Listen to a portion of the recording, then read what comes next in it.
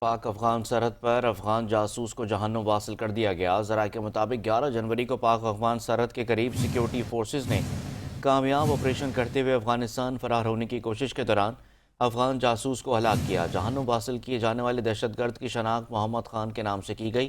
48 سالہ دہشت گرد محمد خان عرف عبداللہ افغان صوبے پکتیکا کا رہائشی تھا۔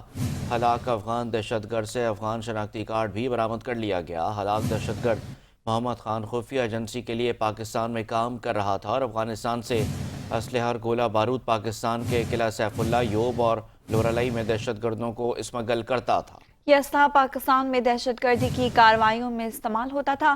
دفاعی ماہرین کا کہنا ہے پاکستان نے متعدد بار افغان عبوری حکومت کو دہشت گردی کے حوالے سے ثبوت فراہم کیے، لیکن افغان حکومت خارجی دہشت گردوں کے خلاف کوئی مؤثر اقدام اٹھانے میں ناکام رہی۔ ان ٹھوس شواہد کے بعد افغان حکومت کے کھوکھلے دعوے ایک بار پھر دنیا کے سامنے بے نقاب ہو چکے۔